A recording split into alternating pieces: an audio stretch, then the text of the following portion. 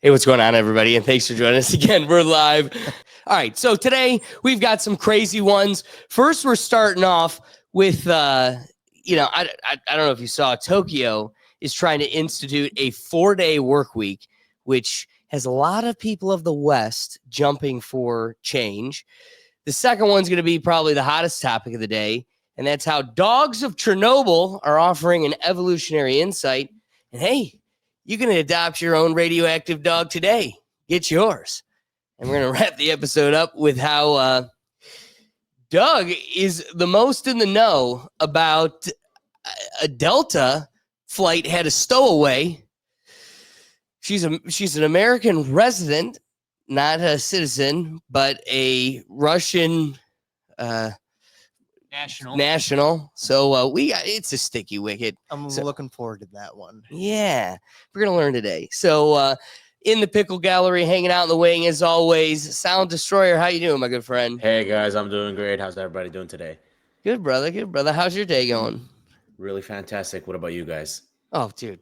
Ready to? I think we got some wild ones. Yeah, it's a juicy today. one tonight. I'm excited for it. And we're trying to stay clean. We're going to stay in our lane. Nothing that can trigger any algorithmic warlords. So we're going to be kind and juicy. This is the family-friendly rethink tank. Exactly. PG-3. Yeah, PG. Yes, exactly. yes. PG. So we're going to see how this goes today. But hanging on the wing, couldn't do it without my co-host hanging with me today.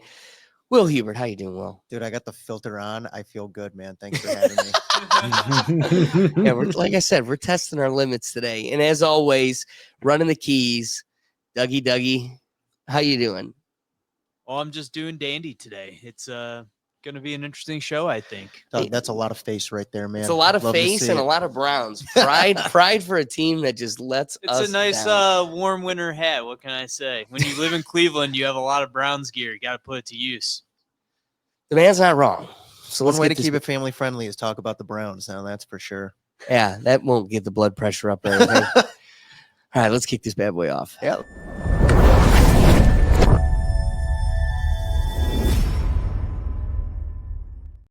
All right, so like I said, the first one kicking off our episode today is a hot topic, and it's got people jumping for change because the Tokyo government gives workers a 4-day work week to boost fertility and family time.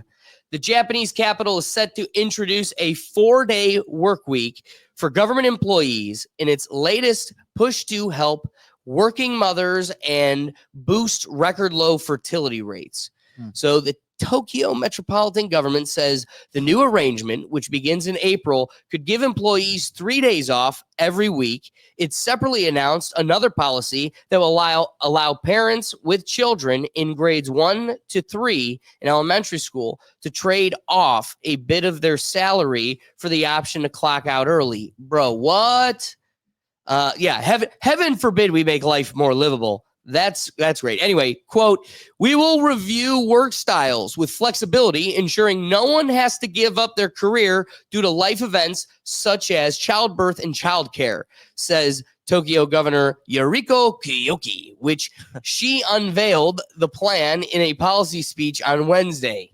Now is the time for Tokyo to take the initiative to protect and enhance the lives and livelihoods and the economy of our people during these challenging times, she said. So Japan's fertility rate, which has been a precipitous fall for the last many years, reached another record low in June, even as the government ramped up efforts to encourage young people to get married and start families. You're seeing similar things in like Italy. They're trying to, you could buy a home for $5 in Italy right now if you're like a male between like 20 and 35. Why are we here? No, I was gonna say, why are we not doing this show in Italy? I ask myself that every day, but there's clearly a downturn. Here's what's fun. And then I kick it off to you guys. Safe to say, I'm not going to say his name. Safe to say, Microsoft man, BG. What do you put on the front of a castle? Opening gates. That guy. I was going to say a moat. Yeah. Yes. Once you get through the crocodiles, you approach the gates. The compound.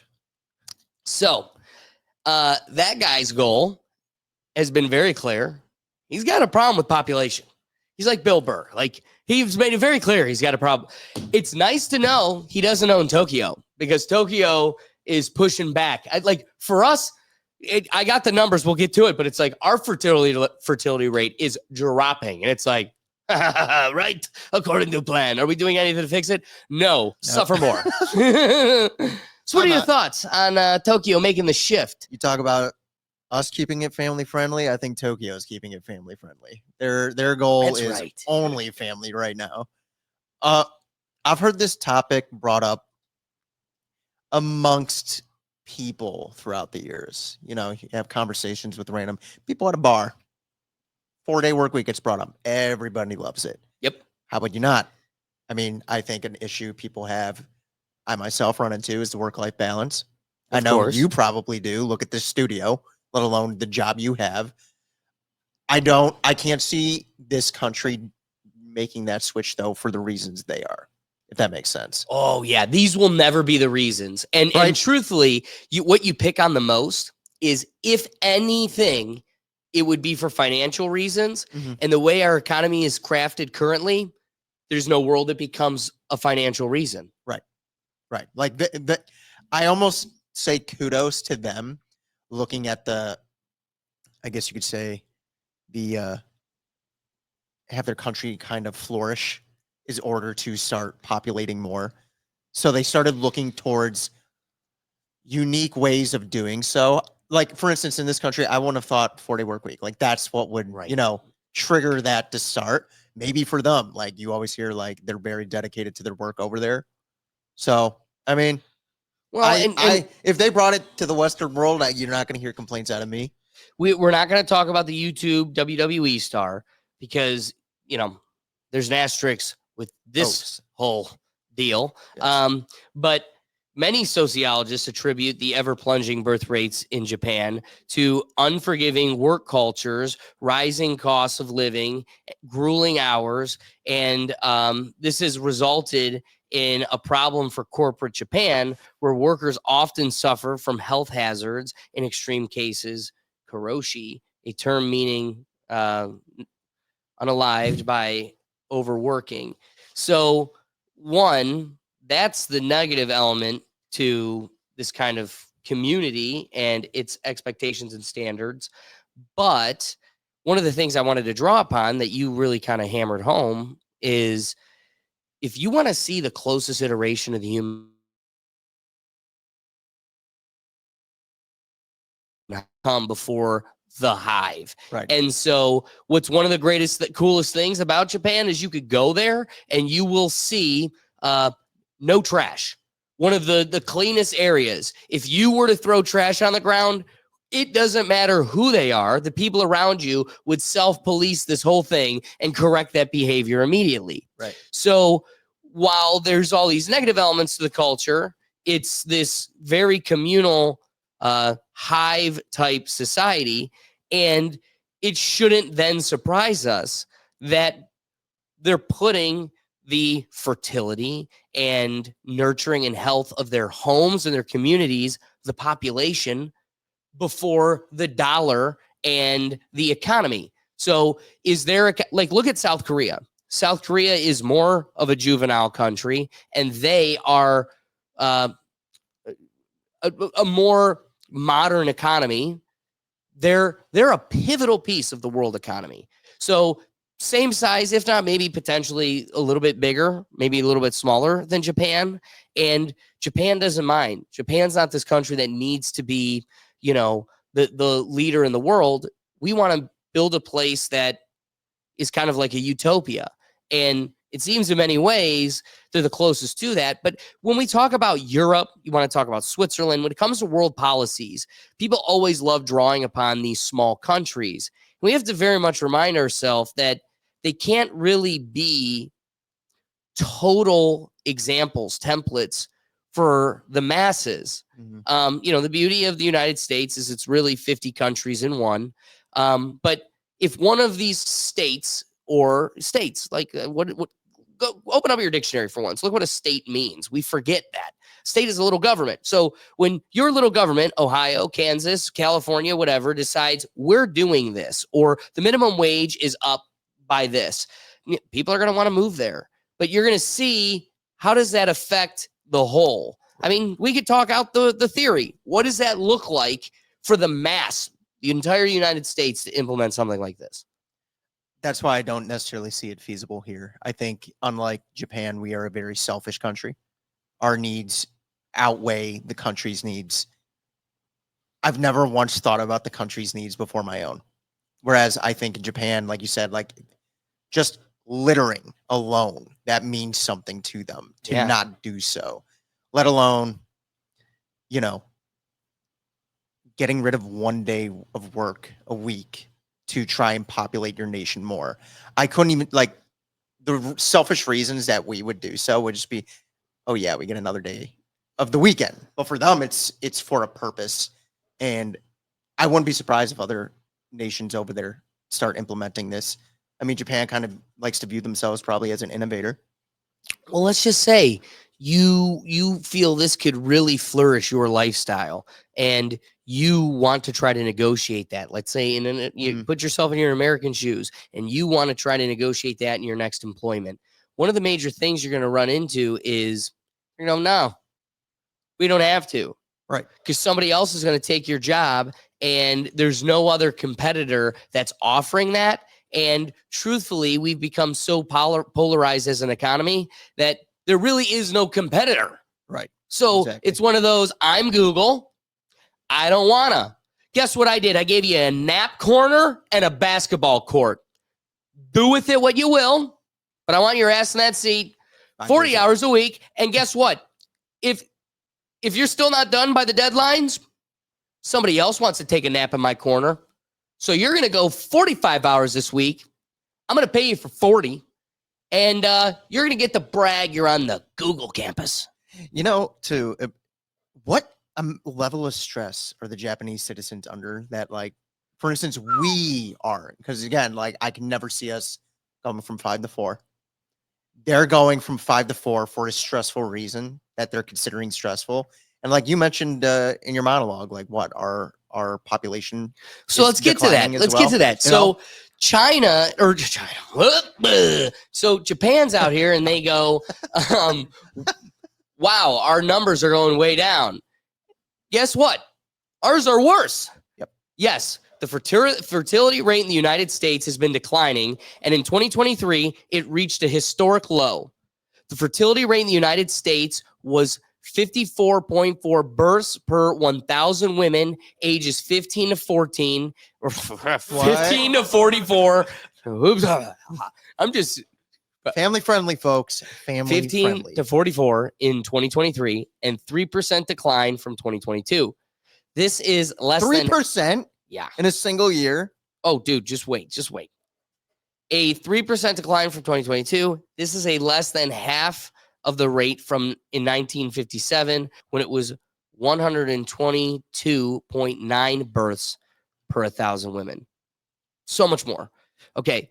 The fertility rate has been declining since 2007, which was the start of the Great Recession. Mm-hmm. From 2014 to 2020, the rate decreased by 2% annually.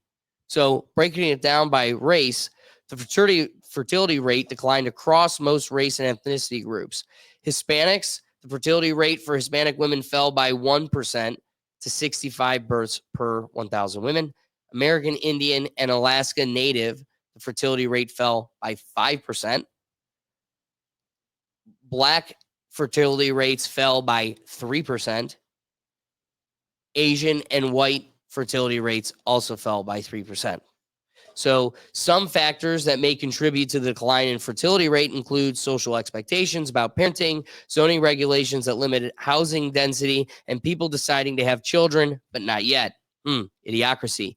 The declining fertility rate could have significant economic consequences, including fewer workers per capita, challenges to the fiscal sustainability of public benefit programs, and slower improvements in living standards. So we're experiencing it here, and that's what I mean. I can't say the guy's name, but like the Pearly Gates is sitting there going, This is exactly what we wanted. And we're like, wait, guy, we're losing people.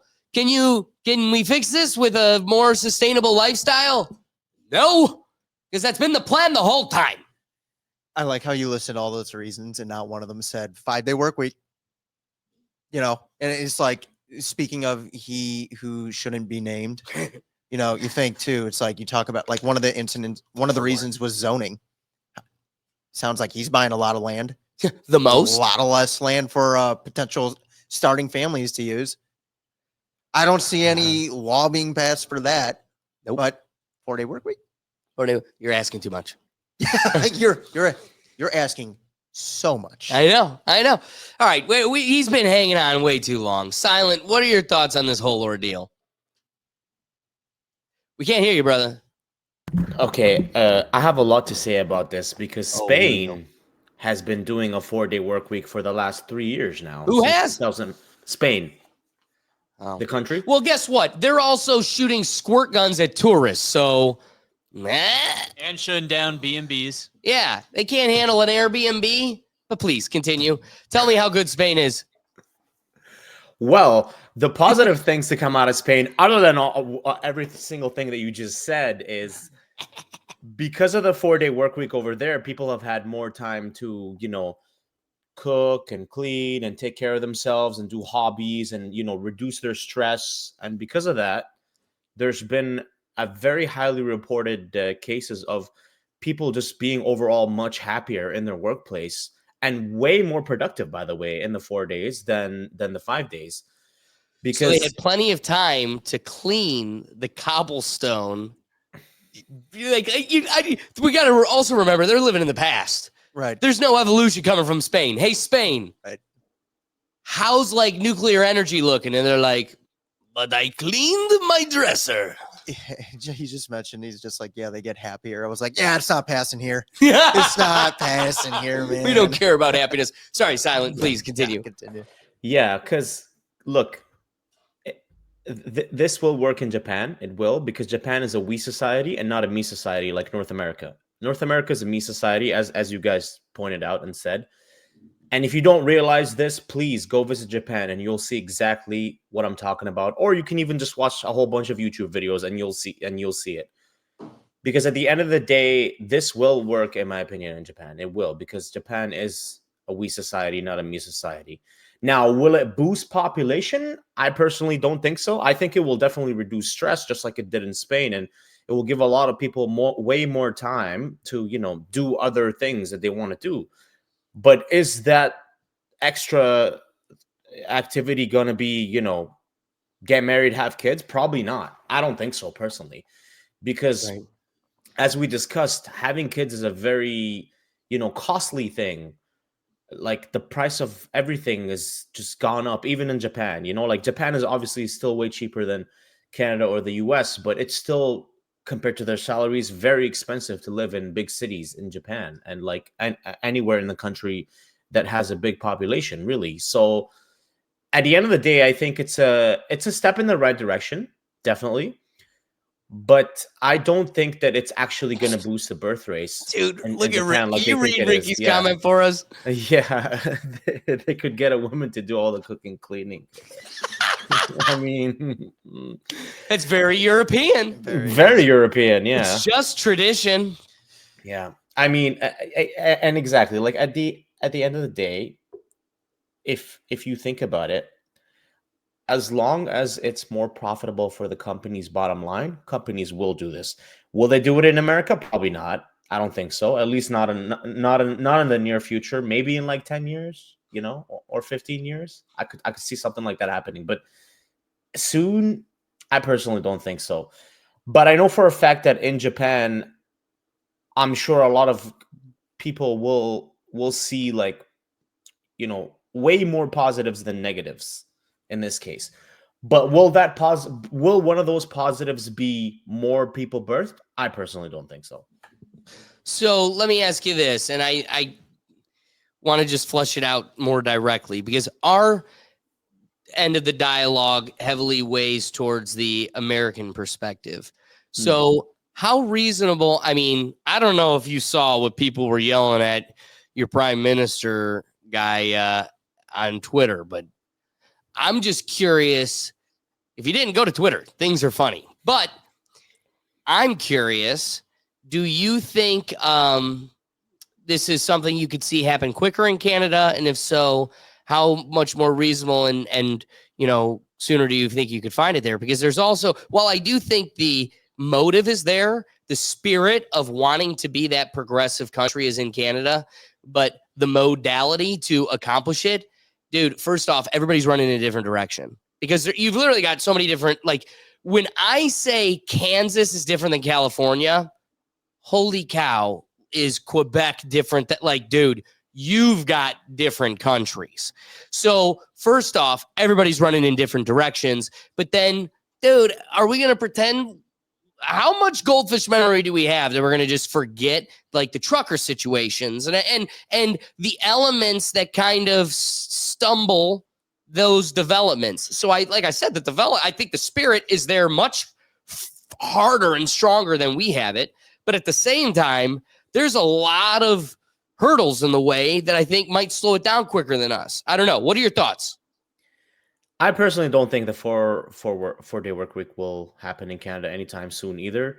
I mean, we have a lot of political turmoil as you just spoke about. We're not going to get too much into that, but to sum it up, essentially, our finance minister quit or got fired, depending on who you ask, and because of that, our government that's in power, the Liberal Party, is in a fiasco. Like it's a zoo there, unfortunately, right now. So I don't see that happening anytime soon. We have an election coming next year, right, in 2025. So unless, of course, they do a no confidence vote and then it happens sooner. But I personally don't think that's going to happen anytime soon. So wait, is JT running again? Yeah, he is. Oh, man. He probably is, most likely. Bye. Yeah, he's like... If you look at all the polls, fucking in sync, dude. If you look at all the unofficial polls, yeah, he's cooked. He's done, right? Like he's nowhere near winning again, right? And to answer your question, I really don't see it happening anytime soon in Canada. Will it happen in the future? Maybe, but I think what Canadian businesses now need is capital. We need more investment into Canadians, into people, into businesses. A lot of the reason why Canada suffers and our GDP has, decoupled from the US's GDP and the US's productivity is because our companies and our government have failed to incentivize capital flowing into companies. They've just made it harder for companies. So what do companies do? They're going to take that money and invest it elsewhere.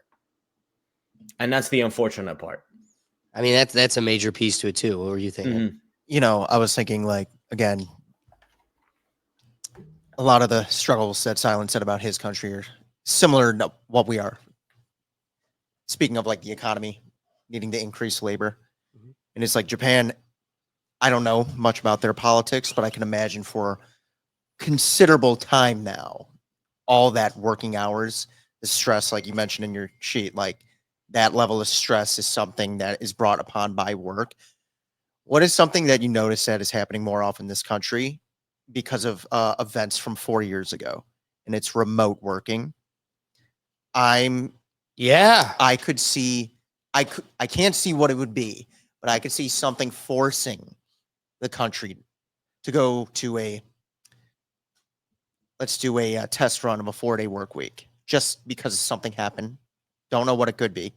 And that kind of trigger it in the steps rather than our country being able, like how Japan did, was like, we need to increase population. Well, I'm just going to say, I'm going to toe this line lightly, but it's not like, any numbers are looking at us favorably that I should toe the line. Right, I get you. But I'm sitting here and I just want to point people to the news. I don't know how much of it I'm going to say right now, but there is a series of viruses that have been lost from a lab. Have you heard about this? No. Dude, It's insane. It is literally insane. There are 100 vials of something, another thing of something, 2 more things of something, and it's like Don't look over here. So again, it takes one of those because it happened once before. And then they were like, anybody that says otherwise is going to be a YouTube channel on a list somewhere. But- and then it just turns out to be true. And they were like, oh, that dirty old thing. Yeah. Whoopsie. Well, that's what I'm saying. It's like for our countries on the western side of the world, it would be something like that. That Yeah. would compel the essentially the government to say, like, we have to go to 4-day work week. And that would implement it, because it's like I never heard of anybody doing a lot of remote work prior to the events of 4 years ago until after. And then you hear it all the time. I know tons of people, they never go into work. They just always work from home. You know, Doug's yours dying truly over there. over there on the keyboard, the disc jockey. I love Hey, it. what's that show you finished? I mean, what show? I've watched a lot of shows since I started remote work. One Piece. One Piece. Oh, yeah. One Piece. Yeah, I watched all of One Piece. That's what I mean. That's what I'm missing. If I was able to have an Well, extra, because they I could have a know what Friday they're off. getting. They know what they're getting. Right. So, okay, the Friday off, 8 hours. yeah, that's So all. let's it be is. real. Deep down, they're going to make you sit there at home on your computer, paying you for 8 hours a day, Mhm. but they know they're really getting 6 hours of work out of you. That's where you'll get 6 your full- hours. I would say is generous. I would I'm say sure at best 4. No, I got to be real with you. There's enough software being developed as we speak that's almost ensuring that like you will be productive. Right now, it's the wild, wild west of this development, and everybody's comfortable. Everybody's watching One Piece and having a dandy old time. Well, I watch but- while I'm working. Oh yeah. But now we live we in a get that. world. We live in a world where there's software that could show exactly where your mouse has gone. So we have a friend that he has a software that literally just moves the mouse back and forth. So that way, There's mouse jigglers on There's Amazon. a too. software to Yeah. track that though now. too. exactly. That's where I was going with that, Doug. Is 2 years ago, newest thing, no one's seen it. 2 years later, now they got a software that can find that and is looking for that. So I think you're going to have to be a lot more productive than you could get away with now. But it's not going to be so productive. They got to make it comfortable. So I don't think you're going to see a 4-day work week where you have a day off. It's I own you, baby. You're going to sit there, but I'll make it comfortable. You're going to sit there in your PJs on your couch watching One Piece. And true, that could be the first step towards it, or that could be what it is, you know. But I firmly do believe it would take something of like a very serious, almost close to national emergency kind of restructure for it to happen. Whereas opposed to Japan, I would say logically, like I'm not sure necessarily I agree with it. I wouldn't care much for a 4-day work week. Like it's something like I would entertain the idea of, but for them to have like the conversations to be like, why are you doing this? It's for this reason. So more of our young men and women could have kids and start a family. Could never imagine a world in which the United States and even Canada come to that reason to do so. Oh yeah. And so again, we'll bring it back, but to get lost in a little side piece here, the chief of commanders, the Orange Man, his intention is to get rid of daylight savings time. And now, and it's so funny how like random the people, like it's such a random collection of people that are like all over it. And I mean, really, guys, you're upset. There is a purpose to it, and I'll get to it. I'll get to it. Okay. But like, first off, let's acknowledge that you're upset that it gets dark at 5. That is so much less daylight savings and so much more. It's winter. That's actually like what the solstice is mean. Like, dude, they've been chiseling it for 2,000 years. You're at this point of where the floating rock of fire is in relation to your floating rock you domesticate. So that's the relationship here. And so when you're upset it's dark when you want it to be light, it's so much less the random hour and so much more just the season. So what is daylight savings time intended to accomplish? When we bring this back, I want to get to the history of the 5-day work week and why we're at where we're at. And, you know, so much of this being an embedded piece of our culture and a skeleton to how we see economies that we don't think we can really change because we don't have the imagination. You we'll get to how we got to the 5-day work week, but something that walks right in tandem with that is why we have daylight savings, which is I need to lock you down and work you like a machine. But why did we get a 5-day work week? Because we needed to whittle down the working conditions so it's palatable and enjoyable for the drones that we have to manage. So one of the elements to that motive is, do you know how much harder it is to go to work when it's black dark out? Every morning, your employee is questioning what they're doing and why they're doing it. No way. Make it light. Why? Wake their ass up. Make them be productive. Do not let them hate themselves until they're going home. They can wallow in their pasta, but they don't get to think about it here because I need to keep them domicile and working. So while that is the motive, it works. Would I rather go home as it's getting dark, or would I rather go to work at night? Huh? Also, guys, come on. The one night, it's kind of like, I don't know, bank interest. You're taking a little bit now so you can have a nice little payout later. It's really nice losing an hour that you don't really notice, and then this magical night comes about where we get this fantastical free hour. Man, you're telling me I gave up sleep in the past so I could get paying to extra strong duty sleep in the future? Oh my God, future me loves the shit past me didn't even notice. So I don't get the logic of people that are like, yeah, get rid of it, beyond the fact that you already hate your job and you hate this period of the time and you're casting it all on daylight savings time, which revolves around a period of darkness, whether it's before work or after work. What the? No, I was going to say, so like with my job, I have to work with clients cross country. The worst thing ever is the state of Arizona, because part of that state doesn't observe daylight savings, or does, and the rest of the state doesn't. So like at one point, even though they're in the same time zone, one part of the state might be an extra hour ahead or behind That's the crazy. rest of the state. Oh, it's so annoying. I never know the right time to call. So it's really annoying. Wake their ass up, Yeah, man. just call them. Wake them up. If I'm up, you're up. Doug calls wakey, wakey, eggs and bakey. So let's get to the origin of the 5-day work week. So the 5 days of work and 2 days of play is how most Americans structure their lives, but the 40-hour work week and 5 days of work wasn't enshrined until the passage of the Fair Labor Act in 1938.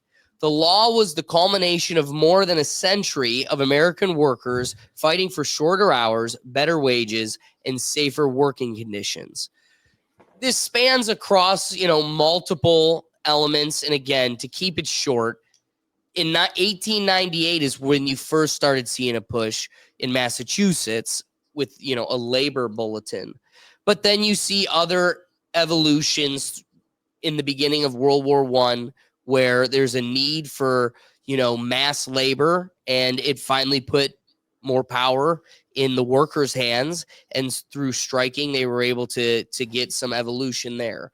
But the major change and what has kind of been the bedrock and standard we've experienced since was with Henry Ford, as he created an industry standard with the car manufacturing. So in 1913, Henry Ford's Highland Park plant became the first to employ the company's groundbreaking assembly line technology. While the assembly line was able to produce cars radically faster and cheaper than ever before, it was also backbreaking repetitive work. Just months after opening, workers were quitting at such a fast rate that the labor turnover at Hyde Park was at 380%. Ford's irresistible offer was a $5 at 8-hour workday. The way they wrote this was weird. It was at $5 for 8 hours a workday, almost twice the pay for less work than before. As part of the deal, workers at Highland Park had to consent to inspections by the company's sociological department, which flagged workers for drinking or reading radical pro-union material, radical material. So they were censoring back then Yeah, too. wild. As early as 1922, the Ford Motor Company took steps towards the creation of a 40-hour work week, 5 8-hour days, and 2 days on the weekend. Every man, he said, needs more than 1 day a week for rest and recreation. The decision was about more than just happy workers, but it was the institution of the philosophy later called Fordism. Under Fordism, mass production requires mass consumption. Ford wanted his workers to be well paid and well rested, so they would use their leisure time to buy more things, including, you guessed it, cars. Ford officially adopted a 5-day, 40-hour work week in 1926. Since Ford was the most influential industrialist of his day, other large companies followed his lead, aka he dictated the market to where it needed to be. Now, everything became solidified with FDR and the Fair Labor Standards Act. So when President Franklin D. Roosevelt was elected in 1932, the nation, in the throes of the Great Depression, was experiencing unemployment at 25%. 1 in every 4 Americans was out of work. To meet this incredible challenge, FDR appointed Francis Perkins. Francis Perkins, yes. Not Francis. Francis. Francie Perkins as his Secretary of Labor. Perkins was the first female cabinet member. Oh, now we're in trouble. In the United States history, and committed workers' rights, and was a committed workers' rights advocate. Let's just give a quick clap for Francie. Yes. Way to go, Francie. World's proud of you. Trailblazer. Ceilings broken like crazy. Glass everywhere. Stunning and brave. Together with allies in Congress, FDR and Francie passed the National Industrial Recovery Act in 1933. The sweeping New Deal legislation addressed the most pressing labor issues of the day. It established a federal minimum wage of $12 to $15 a week. $15 a week. Prohibited child laborers younger than 16 years old and capped the work week at 40 hours. But the trailblazing labor law didn't survive. 2 years later, in 1935, the Supreme Court struck down the National Industrial Recovery Act as unconstitutional. Somebody there was drinking beers at 16. I got a hunch. Wait, what year? In what year? 1935. Oh, okay. Perkins and FDR spent the next 3 years fighting the courts and critics in Congress to claw back the gains that were lost. A major victory came in 1936 with the Public Contracts Act, a law that required most federal contractors to adhere to a 40-hour work week. However, finally, in 1938, FDR and Francie were able to push through the Fair Labor Standards Act, the FLSA. The original version of the law capped the work week at 44 hours. It also created the first federal rules for overtime pay. Cha-ching, bay. Any hours worked beyond 44 hours must be compensated at 1.5 times the regular hour rate. FLSA stipulated that the work week would be reduced to 42 hours after 1 year and then 40 hours after 2 years. The 40-hour day, 5-day work week has then been the standard in America ever since. Yeehaw. Thanks to Francie and FDR. It makes sense. Right. I'm not going to sit here and be like, wow, those two. Right. So, Silent, give us your wrapping thoughts. Yeah, as I said before, this will definitely benefit Japan a lot. It will happen in Japan. Don't think it'll happen in North America because we are a me society, not a we society. It's probably going to take a long, long time for it to happen here. And as you guys touched on earlier too, there's a lot of remote roles now or remote jobs where they don't really care if you're working 8 hours a day or not, as long as you crank out X amount of performance at the end of the week. That's all they care about. And in my opinion, I think that's the way it should be moving forward. For most jobs, obviously, you can't really do that because a lot of jobs actually depend on you physically being there and physically doing work.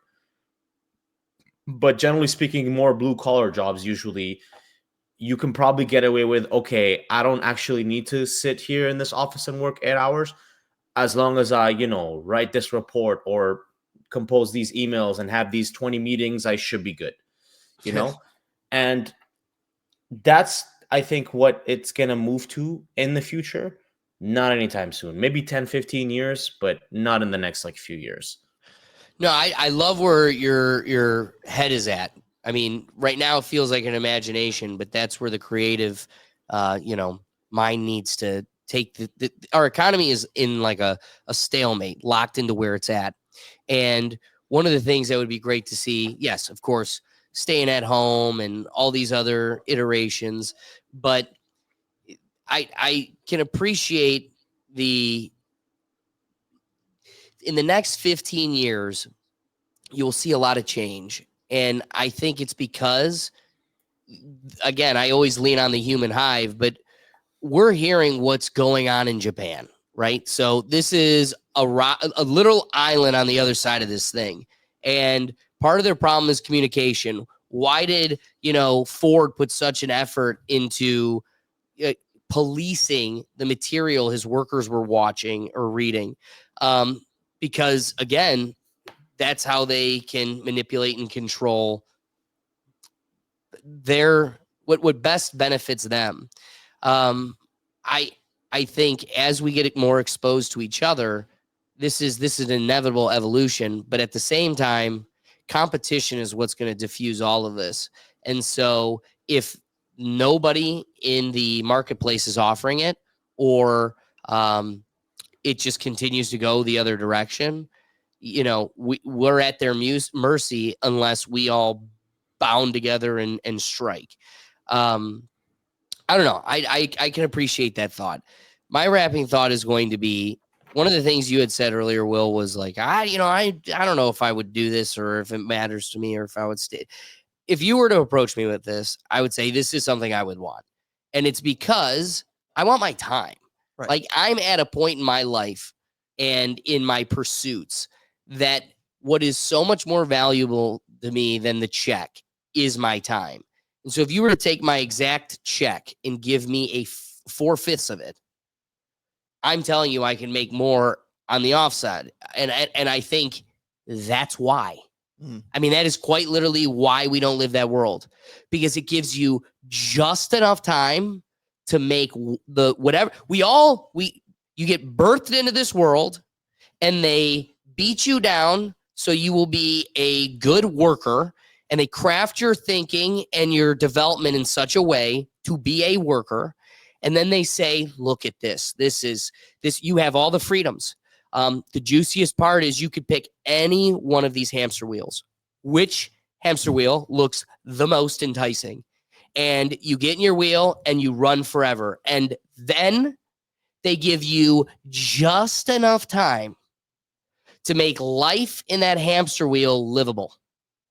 And truthfully, we're feeling the strain. It's becoming less and less and less and less livable.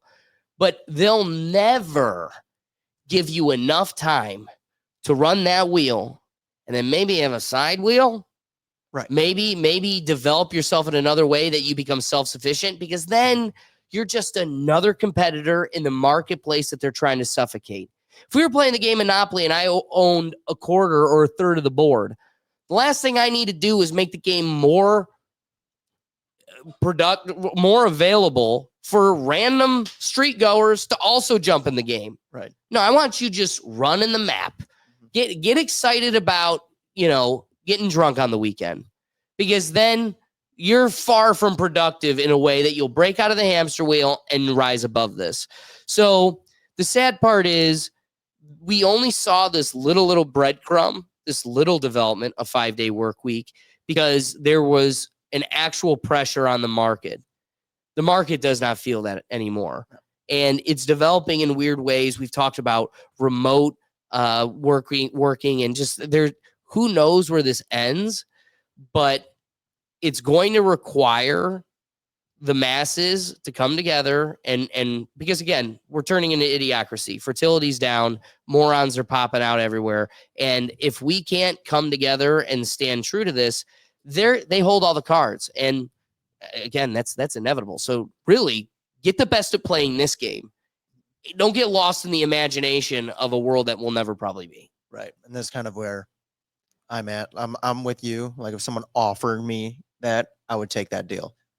The reality is I find the reason Japan's doing it bizarre in an admirable way, because I could not see this country doing that because of the Right. market and the competition and the fact that, like you said, that hamster wheel needs to be spinning at all times.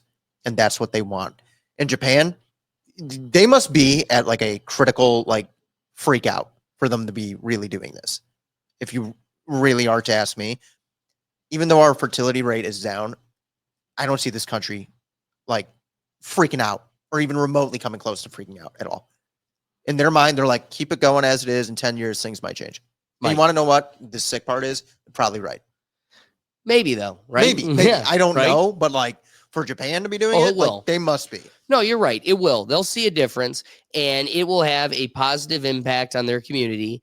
But then, some 22-year-old in a college class is going to continue to draw upon that as a case study and ignore the fact that it's so much more applicable in a small population versus en masse. Well, what if it's like, say for Japan, and I'm not going to use our country as an example. I'm just strictly talking about them. Say they go to the 4-day work week. Fertility rate isn't increasing at all. It's kind of still the same. They're all just a bunch of incels over there. They don't want to do it. Get your ass back. No. What if they're like, what about 3? What about a 3-day week? It's like that give an inch, take a mile. I couldn't see them doing that, knowing like how they view work culture over there. But if that happened here, guarantee you immediately in 10 years from now, they'd be like, what about a 3-day work week? Yep. Why not? No, you're 100% right. You're 100% right. Doug, wrapping thought. I definitely don't sadly ever see this happening here. I would love it.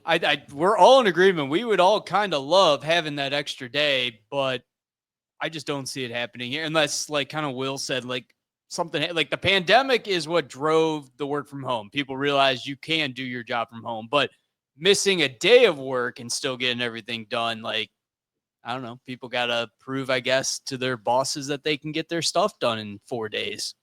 People got to eat. Good luck, Doug. We wish you the best. You're the one closest to it. All right. Moving on to the next subject here. Chernobyl dogs are experiencing rapid evolution, according to biologists. For decades, scientists have studied animals living in or near the Chernobyl nuclear power plant to see how increased levels of radiation affect their health, growth, and evolution. A study analyzed the DNA of 302 feral dogs living near the power plant, compared the animals to other living animals within the 10 miles in the 10-mile radius, and found remarkable differences. While the study doesn't prove that radiation is the cause of these differences, the data provides an important first step in analyzing these irradiated populations and understanding how they compare to dogs living elsewhere. The study uncovered that feral dogs living near the Chernobyl power plant showed distinct genetic differences from dogs living only some 10 miles away. While this may seem to heavily imply that dogs have undergone some type of rapid mutation, the evolution due to radiation exposure in this study is only the first step of proving that hypothesis.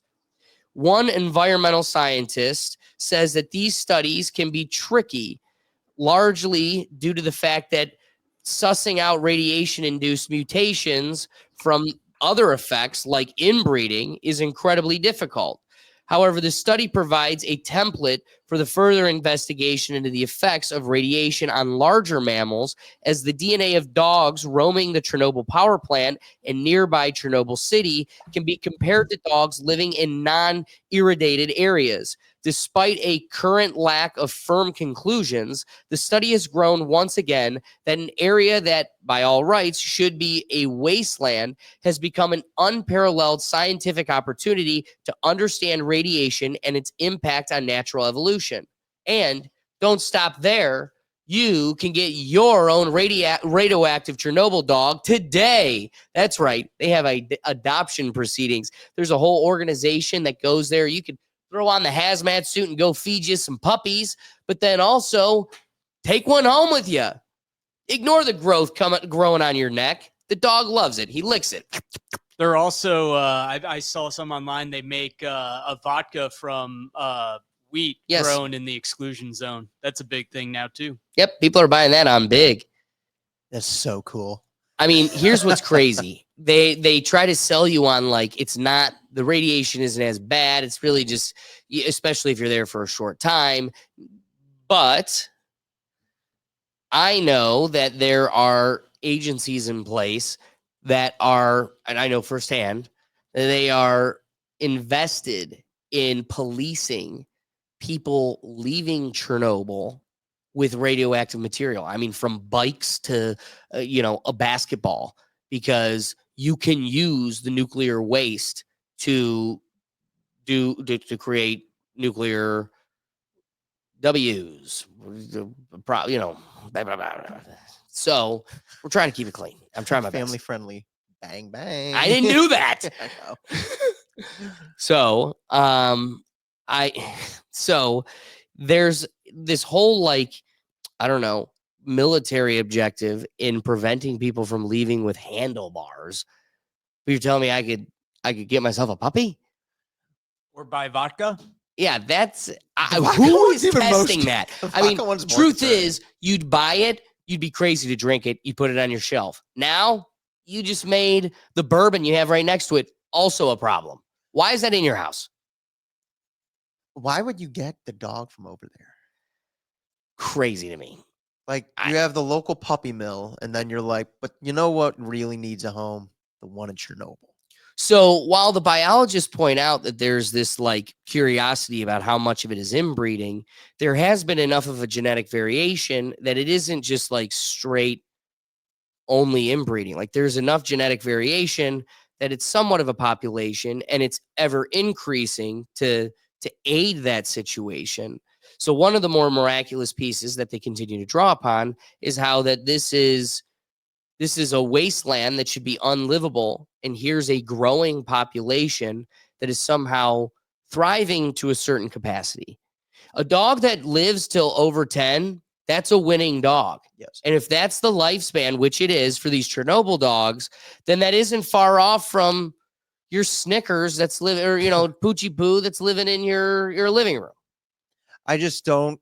All right, I hear what they're saying. I'm just thinking, is the dog surviving that long because it's in the inclusion zone? You know what I mean? Well, the truth is, again, let's look at generational cycles. If you're looking at a generational cycle of 10 years, and Chernobyl was in 1986, so you're looking at 40 years of evolution. That's 4 generations. So really, you're looking at they've been here. They're talking about, nothing's come or gone. The other isolated populations that live all around it, it's a 10-mile radius. They're outside of 10 miles. So you're looking at a population that has lived there and has gone through probably at least 10 generations, and probably, 5, maybe 6, because I'm sure they all weren't living that long. It took genetic variation. Right.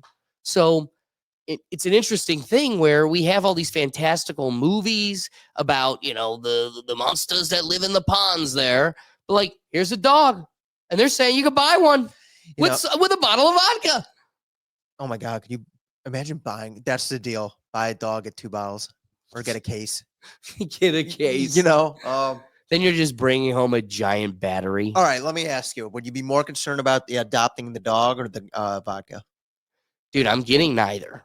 I'm just saying, if you had to my pick, wiener dog misdemeanor is sufficient. If you had to pick, say you got to go on a tour, got the tour Chernobyl, got to see it for like they said, short time, 5-hour tour, drove around Pripyat, all of those places. 5-hour tour. And they're like, hey, at the end, you get one of 2 things, a dog or a case of vodka. Both born and raised here. Which one you picking? You're saying I have to take one? Yes, you got to take one. You don't need to do anything with it. It's just a strict hypothetical. Which one are you taking? I'd love to see that thing at a dog park.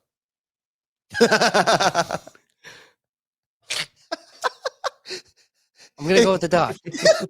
You take it to a dog park and goes after one dog, and all of a sudden you see its teeth, and it's like green, like lime green, like Just turns into the mask when the dog puts on the mask. easy, Cujo, easy. Hey, Silent, what are you thinking from your corner of the world? What do you got on this whole ordeal? I would take the dog. Just saying. He's like dog or See? case, man. I would take the dog too. Yeah, it's honestly fascinating because this just reassures something that many of us know: nature heals. You know, nature has its way. Like nature will always prevail and always find a way. Just like how Great point. you see plants coming straight out of the concrete. You know, like nature will always find a way. And I think this study is going to be very interesting to us really truly understanding the effects of fallout and nuclear, nuclear Right. effects and all that. And it's going to be very interesting, all of the studies that will get, found from Chernobyl and all the other things that can come out of there. But it just goes to show, I think, that a lot of this stuff is just blown way out of proportion and exaggerated to the max. And a lot of it, unfortunately, is done on purpose so that they can scare people away from the actual reality that is, certain companies, big oil, don't want nuclear, power plants to become a thing again. And for that reason, they have used a lot of these scare campaigns of like, oh, this is, there's the radiation, there's the where do we store the fuel. But in reality, we have a lot of solutions for those things. And this is a very, very important case study into pushing humanity further towards the direction of nuclear, which I think we should have been innovating and working on for the past 20, 30 years instead of being scared of the fallout and being scared of, advancing it and innovating it to a point to where it's very efficient. I can appreciate the excitement of new scientific potential. But the curious part is how much value does it provide us? I mean, at the same time, how much different is what they're living in far from what a 4-year-old at Ronald McDonald House is getting pumped with at chemo treatment, right? Like that's straight up radiation. And so I believe there's a cure out there. You're telling me we need to stick with the treatment because I know that's how you get more money. That's how that bad boy works. And so in a world where you're force convincing me that this is the best way to address this problem and that, we need to put radiation in a person, then why is it so fantastical that a dog's just thriving, baby? You're telling me my little niece, she can thrive. She can thrive, no problem. So what's going on here with me? So I do appreciate that this is a new horizon, but I hope it isn't. Well, I guess it's just like gain of function, right? Like it's one of those, I hope we don't need it, but I guess we better be doing it or else we'll regret that we didn't. Well, it's like, think of it too. It's like, what, you're going to adopt a dog from a place that's still uninhabitable? Yeah, dude, that's Like what's crazy. I myself cannot live there, but I'm going to adopt a dog that's been living there. But It's cool. and it's grandma's grandma Right. has been living there. Right. Those eggs have been cooking, It's hard boiled. it's just like strange. It almost sounds like it's not true that like you could actually adopt a dog from Chernobyl. Yeah, it's so crazy that it's like, yeah, we could barely let people go there. Let alone And, the vodka and you thing. got to know a guy, but also buy a dog. Buy my dog. Dog soft. Dog soft where it has hair. One pet and it just takes off a line of hair.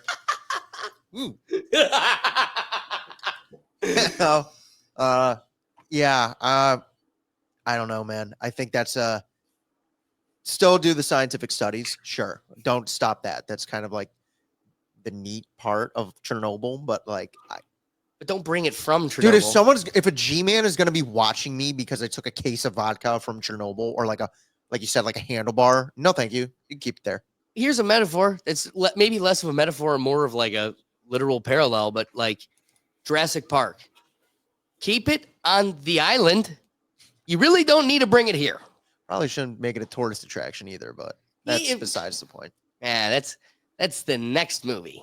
What is funny though is if there was like a tourist attraction at Chernobyl, to where if you put a hazmat suit on and got to go on a trip there, if I was over there, I'd be like, yeah, I'm doing it. I want to drive through Pripyat. Oh, you're crazy. I want to In go the through middle there. of the war zone. And then guess what? When you find out that it did cook you, there's no one to sue. You just be like, oh, did I they get signed me? the dotted line and I got a dog. And I got it out. Oh, at that point, I'd be like, I get to take a dog. What's funny is like, and I'm hoping that at least someone listening has seen the documentary or, the limited series. Yes, the series HBO Chernobyl, show. because it was great. It was great. And what a Not great, good, like, not great. there you go. What do you say? I don't know. He was talking good, not great. Okay. It's what they say throughout the entire show. It felt like, oh, the numbers, not good, not great. But you said it with an accent too. That also. Instead of Ukrainian, Russian. So the thing about Chernobyl is great series, and it's not good. It's great. Check it out. But one of the things that like these people are experiencing is like it's not a problem. It's not a problem. Like and like everybody's boiling. Like my skin is not supposed to do this. It's just like melting off. They're like all good, all good. Hey, actually, Susan, get in there. He needs an IV. I should go touch him. Oh yeah, lick his boils. And then we're wondering why everybody's just like domino effect. But it's weird that we lived this experience where they're like, just trust us. And they lied, kind of like, 2020. But I went to law school right by 3 Mile Island in Harrisburg, Pennsylvania. And it's like my second year of law school. You're having drinks with, friends who have met people in Harrisburg and they're townies that have lived there. They're like, oh, yeah, government gives us a pill we take every year. Huh? Wait, what? Yeah, what? Nothing. They just gloss right over it. Like you do it for safety. Huh? Is it like iodine pills, you think? Yep. Yeah, probably. Oh, yeah. I don't need to live there. You want to adopt a dog? Hey, we got There's this 20 dog of here them for in you. Harrisburg. That's what I mean. That's what's so funny about it. It's just like, that's 3 Mile Island. That's in this country. You went to school there for 3 years. You're like, I'm out. Yeah. I'm out. Dude, how about this? Oh my God. Thanks for these little memories that like, if you don't, you live like, just like the 2020 series, like if you are removed away from it long enough, you forget what you did. Dude, for 2 years, every time I went to the grocery store, and in fact, I'd go out of my way to go to the grocery store many a times to buy, I'd have all my groceries in one arm and at least 2 gallons of water in my hand. I bought water for literally 2 years. Every time I walk to my car with gallons of water and ask a guy that works with me, I have a gallon of water with me every day at work. My goal is a gallon of water a day. So I'm literally walking to my car with just 2 days. This will get me through 2 days. I'm going to get to a 3. I got 3 in my hand. I got 3 days in my hand. That was life in Harrisburg. And that's strictly because 3 Mile Island. Dude, I was literally sick the first year. The second I got out of their water, stark difference. I didn't have the pill.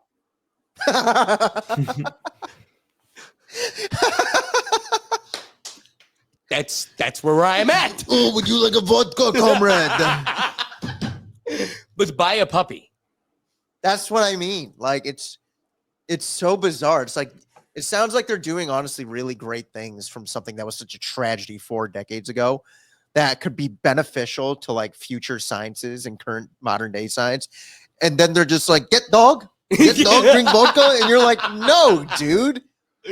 And what's crazy, here's the thing. It's like when I heard you could adopt a dog, I'm just thinking, I was like, if someone in my community adopted one of those dogs and brought it here and then took it to the dog park and I found that out, I'd be like, yo, I would be bringing Clorox wipes. Dude, wiping every the dog other down. white mom is pissed there's a pit bull in the neighborhood. Dude, it's like when they bring like an invasive species into a new population and like it completely screws with the ecosystem. I think a radioactive German Shepherd from Chernobyl might have a minor effect. You're dog is an Asian carp. Wow. It's just this invasive species just taking over the dog park. And it's just so like, dude, I watched that series. It's one of my favorite series. And after watching that, I would be like, 4 decades from now, got a puppy. I'd be like, I'm never going there. Those poor people. The one dude, when you talk about it, he's like, he's growing like gills or whatever. It's like he looked like the dude from Monsters Inc. when the suction machine was sucking on his lips too long and they were like 3 times his size. He looked like that guy. Puppy dog. Like, it's so bizarre. All right. Sorry, reeling in, but I No. I have to do these dogs a favor. And I guess while Silent gets his point, his wrapping thought, I could cue it up here. But these dogs they look cute. They're I'm a sure regular it dog. looks like a normal we dog. make the joke of like blotchy hair Right. and like, but really, that is the fantastic piece that's surrounding just their whole existence. They are just as normal as. And how about this crazy wild story? When I went to the Middle East, dude, we're in Oman, and they have a rabid wild dog population. Me and Jake, my buddy, we need to get breakfast because we're going on this like long day, checking out a mosque and going into the mountains. All right, we need to get breakfast, and it's be on the bus. The bus leaves at 7. So if you want to go get breakfast or like hit the gas station thing, you got to get there way early. So it's like literally just dawn. The sun's barely cresting over. We go about 2 blocks down to, this deli mart. Options limited. White bread with some mystery white cream. Hoping it's butter or cream cheese. Things are looking shifty, but we're rolling the die. You're in the desert. And you get a banana, because I don't know how they got there, but I know I like bananas. And we get and you need water. You pay your dirham, and we're walking out. And the whole time walking there, you're seeing like dogs just like come out of the walls. Well, when it came time and we walked out, the whole street is just covered in like these dogs. They're laying there like the Sphinx, just like looking at you like, welcome to my house. And me and Jake are like walking to the taxi because like you just see like one get up like, and then they're just like, and you're like, fuck. Oh shit, there it goes. You were doing so good, man. We were doing good. You were doing so good. We went through all the Chernobyl puppies. Oh, darn. And dude, when I say like on a dime, they all just sprinting at us. Jake jumps in the taxi. The dude in the taxi happens to be the bus driver. And he saw us and just knew we were cooked. So he was out front, like, get in! And like flung the door open. Jake dives in. I'm getting in. Dog on my book bag. We pull off. We go. Insane. We get to the hotel and we're standing out front of the hotel because some of the slumber asses are still barely moving. And we're waiting for everybody to get to the bus so we can load up on the bus. One of the craziest phenomena. Again, I tell this story because it's just so foreign to the American experience. You see a dog in an electric fence that wants to lick you and give you hugs. We're standing there, and the entrance to the hotel is on the backside of the main street. So we're like on the backside of this, like with just alleys, and you can look down this alley to one of the streets that intersects with the main street. And we watched this little girl. She's just walking to school. It's 6:30 in the morning. And dude, 3 dogs out of nowhere just sick this girl. And you're like, do something. So me and Jake just start going there. And some guy comes out of nowhere and is just booting dogs. And the girl's crying, screaming. It was, dude, life event. Crazy. That man then dedicates the rest of his morning to redirecting the children going to school that day. Because the dogs just took over that street that morning. That's just their street this morning. and we're going to reroute because there's nothing else we could do. And then you're like, wow, all those Tom and Jerry cartoons about the dog catcher. I like that guy. Good guy. Did you want to adopt any of them? That's my point. That's my point is now double the cancer. That ravage beast plus microwaving your testes. I just think you could put it in the living room, right? And you're just like, you put it in the living room and you're like, all right, time for bed. And you put it in the cage and you turn the lights off and it's glowing. No. You know what's crazy is there's this whole new phenomena. I can't remember what it's called, but it's like gene flipping, where like I've heard that. Where people like are at home, you could buy these kits where you can literally manipulate your DNA. And there's people, and there's no laws against it or impacting it. So there are people that are taking DNA from glow bugs, flat lightning bugs, putting them in their dog. There are Americans with glowing dogs right now. So just add them to the neighborhood. I don't like those people. I just hearing Dude, Will actually came to support Missy and the rest of the Gergat wiener dogs in their wiener dog races. One of the coolest things, honestly, I've ever seen. Like that was wild. I couldn't believe it. And some people take that lifestyle so serious. So we're in a barn in Ohio. People are racing wiener dogs. Imagine the evolution when you can do those at night. Glow dog racing. Sign me up. You would alter your dog's DNA? I'm getting a Chernobyl dog, Doug. No, we're just. Can we get a Chernobyl duck? Do they got any of those creeping around? Doug, can we inject you? I might already be radioactive. Who knows, That's true. man? We All do. the Very well X-rays could be. and MRIs, airplane rides. Professor Glass did turn into fully radiated. All right, Silent. Wrapping thoughts on this whole crazy thing. I would like one radioactive dog, please. I like the dog. Yeah, I mean, look, it's at the end of the day, this is like I said, it's a step in the right direction, and it's showing us how a lot of the stuff that we know about, like, fallout and radiation and all that stuff is we don't really know much, and now we are getting to know a lot, which is really good. And as I said previously, like, nature heals, like nature finds a way, and it's a good sign, a great sign, I would say, that these dogs are not as messed up as they thought they would be. And I'm very glad that they are putting them up for adoption too. Like, hey man, if you need a dog and you're in the area, go adopt one. Like, why not?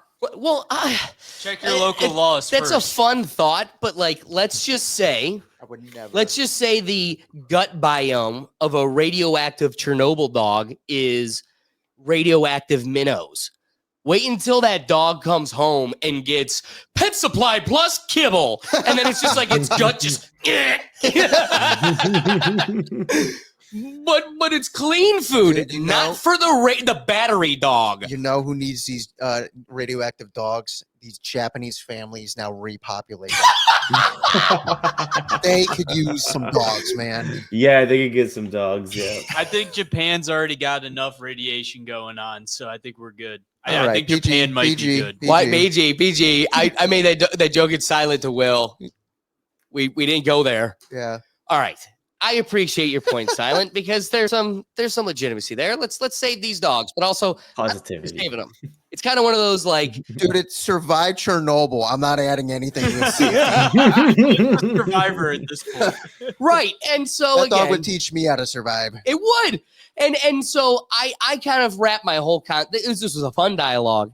And the only true takeaway is there's some really great scientific development that'll come from studying them and the other animals that have persevered in this environment. I mean, they're going to be like, how did Frankie in Pennsylvania do it?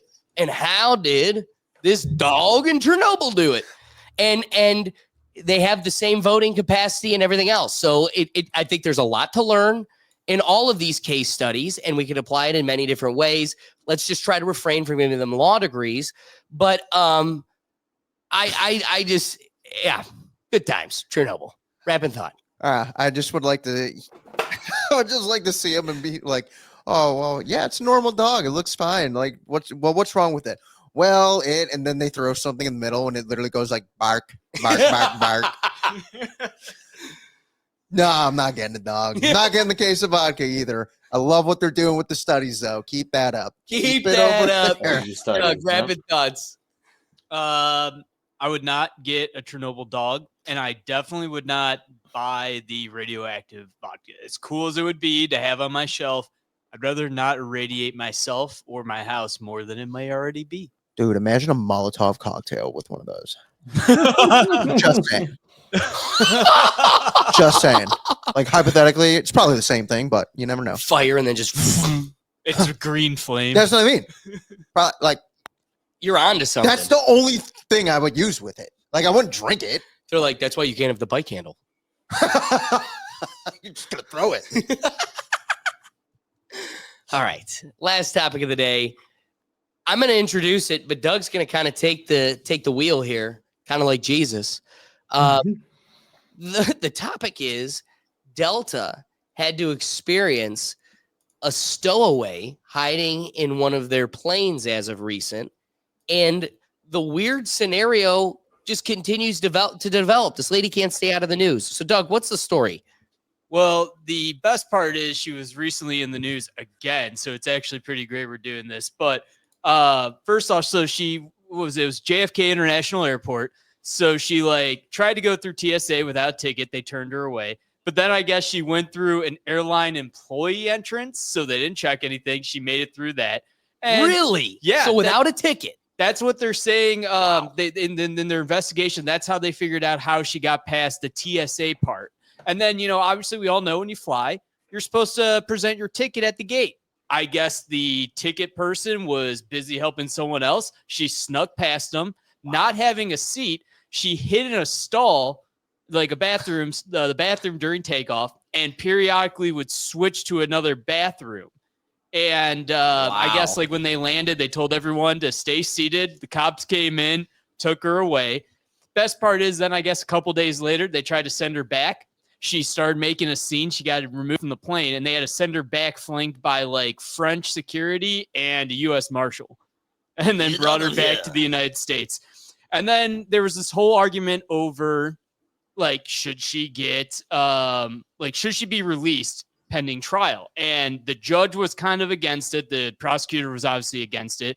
But then they settled on certain conditions. She had to wear an ankle bracelet. She couldn't leave the area where she was staying in a friend's apartment, I think, in Philadelphia, and all this stuff. She wasn't allowed to go to an airport, turn over all her documents.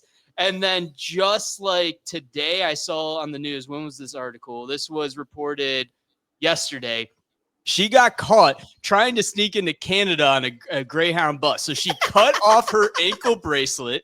Her friend that she was supposed to be staying with that was apparently taking responsibility for her reported her missing, just finding the bracelet at her house, tried to sneak into Canada. And it's just a never ending thing with this. First, everyone's like, oh my God, a stowaway. Then they're finding out how she did it. And now she tried to sneak out of the country again.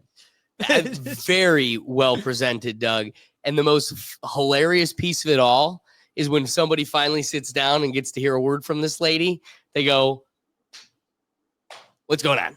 What's the story here? She's like, they're after me. They're trying to poison me. It's a whole thing. And I'm on the run. And you're like, why can one of them get away with it? She's not even it's not like a mastermind. Just a crazy schizo was like, is it?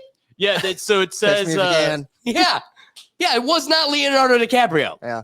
Well, that's the other thing in here. It says she claims so this article says she has filed 2 lawsuits in recent months alleging that she is the victim of military grade chemical weapons and a kidnapping plot. So either this woman is more important than we know, having come from Russia, or she's got some sort of issue. Dude, she was the one raising the dogs. I gotta get the word out. Somebody's got to adopt these dogs. I love knowing that she had an ankle bracelet on, and they're like, "How did you find her?" And they're like, "Well, we lost her somewhere over the Atlantic." No, she didn't have an ankle bracelet on before that flight. She looks important. It's after she got caught as a stowaway for Delta that they put the ankle bracelet on. And it's like Doug was saying, the Release prosecutor and the condition. judge were against it.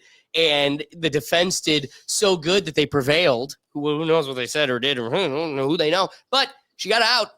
And immediately was like, I'm cutting this thing. So here's her. I have a puppy. I have puppy. Big puppy. You know what? Honestly, I think she might be onto something. I think she was at Chernobyl. And they were trying to poison her. I just like imagine being in there and be like, do you think we should let her go? No. Well, does she pose a flight risk and then someone in the background? Oh, She is a quite literal risk on flights. yeah. Like on flights, literally. If she posed a flight risk, yeah, she's scaring me. She's scaring She me. won't get out of the stall. I'm terrified. Silent, what are your thoughts on this whole thing? Yeah, it's honestly bizarre. Like the ability of her to slither her way on like onto a bus and try to sneak into Canada. Like, I thought those ankle bracelets were indestructible and unremovable. Like, I thought you couldn't remove them, but I guess she found a way. So Our obviously, probation officer would tell you in a heartbeat. You could cut those like cake. oh, Dude, could yeah, I you? mean, Shia LaBeouf did it in Suburbia. He did it really easily. Oh wow, okay. So I was under. You'd think I they'd was be tamper-proof. I was under the impression that those were tamper-proof and required like a special tool to be, open.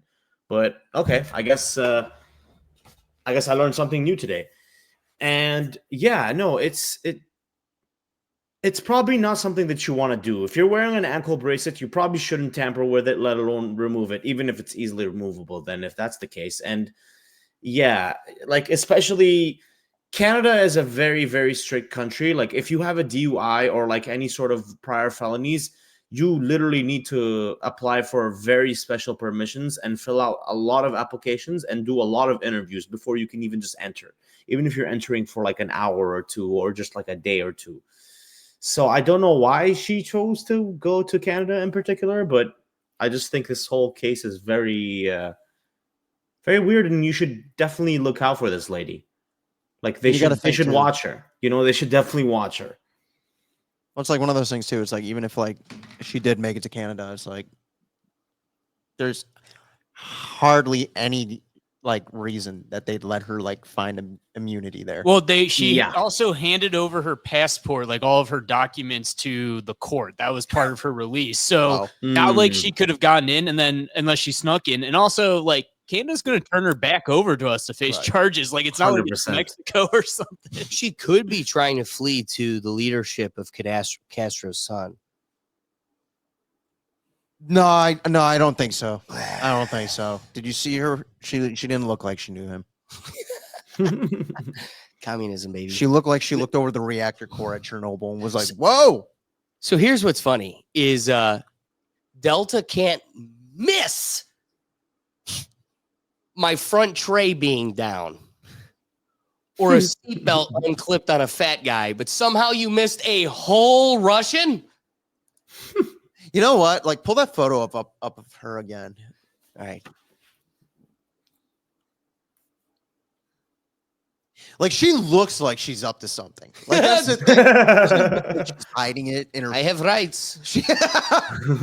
Also, I got here. I have rights here. I have rights, comrade. I You don't know, have my it's- passport. They took There's it. something about her look to where it's like, yeah, how'd you miss that? I think if you survive the Delta Gulag, you're in. Honestly, it's impressive that she did it more than once. It's very impressive. Yeah. The fact that she got on the plane. Impressive. How do you? Okay, she is not a citizen. Okay, I'm just thinking legal system. What did you think she was going to do while she hung out for her next hearing date? I'm sure it's three weeks out. Oh, so She's just going to hang out at a McDonald's? I reviewed I'll be there, the Judge. I reviewed the article. Her attorney told the judge, well, she's not a flight risk. Like, it's not like she can sneak onto a flight every day. It's like, well, apparently she found out how to get on a bus, though. So same thing. There are other motives of transportation. It's not like she could sing on a Modes of plane every transport. day. Dude, it's crazy she did it once. What That's makes you kind of think the she point. can't sneak on something else now? Just like Jason Bourne and the guy from Taken, she clearly possesses special skills. Yeah. Clearly. Honestly, look at her. She looks so qualified to do what she did. And let's be real, we made our jokes, but that's such a blendable person. That is such a background lady. Dude, I would. Yeah. With a big poofy hat like that, her face disappears. Dude, you know the person that was distracted, that was distracting the clerk as they got on. You know they saw her. All right, real quick. While Doug was talking about her like hiding in the bathroom and like shifting from different hiding spots, I just pictured like the bathroom opening and you just hear just like from one bathroom to the next, just shing. Well, it's like, too, it's like, especially if like that flight was packed, right? So everybody's in a seat, and all of a sudden someone just comes out of the stall. It's like, where are you going? Where are you sitting? Dude, just like Lindsay Phillips opens the gate. Hi. Oh my God. You tell nobody. Yeah, this is a Dude, she went crazy. through TSA and didn't get in trouble. Like, actually, no, she didn't go through TSA. She stuck tried around to. TSA. She tried to, actually got stopped, but then where the TSA failed was checking the airline personnel entrance. That's what they say. That's how But like the apparently airline she snuck personnel in. entrance, is there a X-ray machine? Again, you have mastered saving me from not 2-inch, but the 3-inch bottle of lotion. But you couldn't stop a whole person. A whole Russian comrade got on the plane. Well, dude, I With was a big hat too.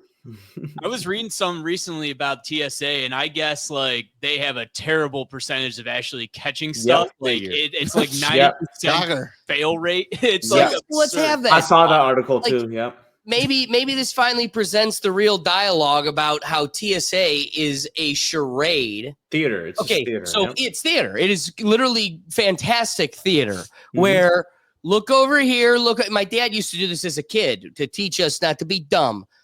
Look at the birdie. Look at the birdie. Bop. That's what they do. Look at the birdie. Look at what the sand people did to the tall buildings. Now, what I'm going to do is plant a bug in every person's home, be able to read every message you make and hear every conversation you have. But I'm making people take laptops out of their bag and take their shoes off. I'm trying. Now, if a couple bottles of lotion get by, oh well. And where are we at? A whole Russian. It keeps reminding me of the Modern Warfare 2 mission. Remember, no Russian. And then No this one's Russian. on a Oh my plane. god. I just love they're like, Trump is an asset. We can't even stop a whole That is the ass. That is the person, the asset. We didn't even need to do a Trojan horse, not hiding in the horse. It's just the horse. They're like, yeah, I'm here with my pistol. I'm here. Come on in. We have peanuts and a half glass of Sprite. You said the word, What? the orange man word. He who shall not be named. Voldemort. Gosh darn it. You said it really quick. Blip. Yeah. China.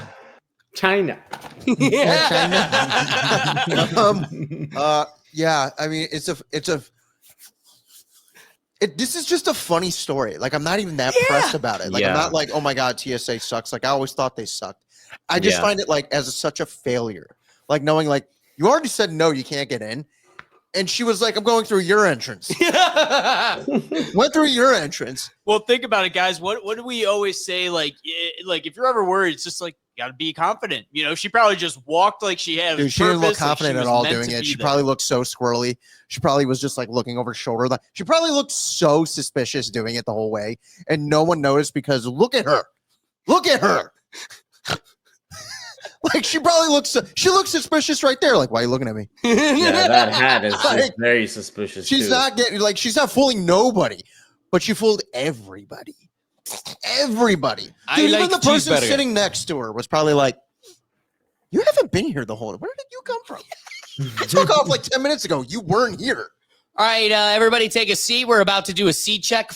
Hello. Dude, I love the idea of the plane hitting its Mach speed and she's just on the toilet. You know that's what happened. She just was holding on flight for dear attendant life. Yeah. Strapped in, and she's dude, she probably put her legs up. She'd probably sit on the toilet, put her legs up on the sink and like push back like Race. For freedom. Just for him to land and be like, you gotta go. Now you gotta go. Dude, they probably offered her snacks. Probably like, do you want like Got a little peanuts? hot I meal, have a yeah. Sprite. I'll have a Sprite. Yeah, it's so. God, I'm on Saturday Night Live isn't funny anymore, but they should do a skit about this. Oh, Yeah, like- it's honestly hilarious that it happened, but it's sad. So, Silent, give us your wrapping thoughts on this whole thing. Yeah, this whole thing, as we said, it basically shows the holes and the flaws of the TSA and how it's all theater. You know, it exposes it yet again. This has been just like Doug said, like there's been a very recent article about how people would try to sneak in like false certain illegal things. I'm not gonna say what they are, but you get what I'm trying to say, like in the bag. And yeah, the fail rate is like 90%, which is terrible. Like It's pretty bad. That's really, really bad, you know? And this Russian lady is once again adding insult to injury on top of that report that just came out recently. And it's confirming that the TSA is just all theater. And Yeah. then also coincidentally too, there are reports coming out. Like I've been seeing stuff saying the TSA is going to be like changing their liquid policy, allowing you to bring more on, as they should, because like Baby they oil. can't catch other stuff. Why not bring Yeah. liquids on? You might as well be Bring a able, whole yeah. And the person whole on. take off your shoes and take off the laptop too. Come on, guys. It's 2024. They The- do the- have the- new the theater machines is now over. where you don't have to. I just flew. Cleveland Hopkins has one of these. Doug, and it's I've great. gone through one TSA where on a given day, they're like, nah, you're good, just go. And then on another given day, it's like naked now. Yeah. Dude, Belt when I'm off. here. Yeah, yeah. When I mhm. was flying through Seattle, all their machines were broken, like all of them. And so they straight up just gave up. We're having us all walk through normal old looking 1970s metal detectors. I'm like, what is this catching? Like, why even bother Yeah. having us stand in a line? You might as well just let us head right to the gate. Yeah. Agreed. So wrapping this thing all up, I liked Silent's point about how it highlights the holes in the TSA system. And again, we recognize that the whole thing is a charade, but imagine being one of the workers that, you know, you're in Denver, you're at a totally different airport, and you just like look at the news and you're like, oh, my life is going to become so much more of a hemorrhoid now. Like, oh yeah, we want Oculus scan, thumbprint. We need to know it's you blowing this to make sure you're sober. Like, it's probably going to be so much more strict as an employee. Like, for now, that honestly, I love this. I love this because I am imagining the TSA is on the other end. They love effing with us. They're just like, hey, you look suspicious. Don't look Come on. suspicious and Yeah. don't look suspicious. And then it's just like and they get the glove and they're ready for you. Now that guy's got to now you got to take your shoes off. Now you got to go through all these hoops just to get into your job because one Russian broke in. I don't know. But my last thought I'm going to have before I toss to you, Will, is this. What if she's telling the truth? Like, what if this lady is living a Jason Bourne movie and we're all just laughing at her and going like, Delta, figure your ish out. And the whole time she's like, I am running for my life. The government is trying to kill me. I have the cure for cancer. And we're like, you should have imagined her holding on in the bathroom. That's what I mean, man. I love knowing that somewhere, someplace in this country, she got some poor suspect fired at TSA. You know, like it's so. I've always Government- thought he looked goofy. And even if she's right, wasn't it like what last year? Like that woman on the plane was like, that person back there is not real. Yeah, People are wilding out on planes. oh, I kind of love this. I love the idea of her cutting the ankle monitor off. Like this woman's wild. Like she's great. Like I hope this is not the end of her story. Oh, it's not. Exactly. I don't care. She could be Jason Bourne. She could be schizophrenic. One of the two. One of the two. I don't want it to be anywhere in the middle. That or that. And you're still a fan. She's great. Dude, I just, like you said, I just imagine everyone strapped in, buckle your seatbelts. People just, it's going to be fine. And her just in the bathroom going like, free as that thing just goes off. And she's smaller than me. Right. Like, this is a tiny person. Her leg probably couldn't even reach this thing. And she's like, and then knowing we're preparing for landing. Yeah. You know, like, and somebody's like, I have been hearing noises in that bitch. And there is something in there. there's somebody in the freaking bathroom, dude. That's what I'm saying. Like, you know that someone had to go right when the plane took off. And they were like, all right, you can finally get up for your seats. And some probably obese man was like, oh my God. And gets up and goes to the bathroom and immediately sees someone walk out.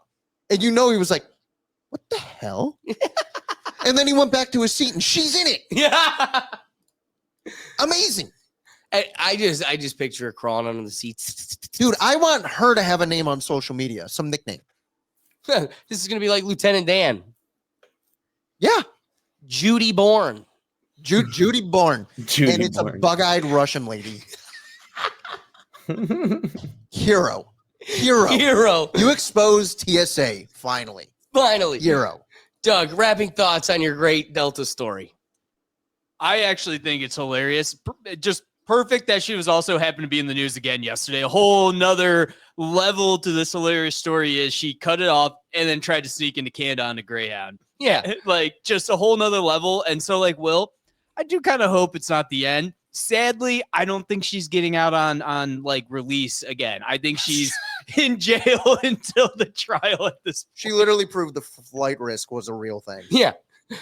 There's no Johnny Cochran smart enough or slick enough to change her situation. Oh, so again, this isn't the end of the story, but boy, it's been a fun one. Who was that dude who hijacked that plane back in like the 70s? And DB Cooper. Maybe that's DB Cooper. And speaking of like hot topics that are relevant right now, one of the other news topics that's been floating around this past week is how this family is hell-bent on claiming that their dad or grandpa was like DB Cooper. And it's like, I've seen that. No, even if it was, no one will ever accept that. Yeah.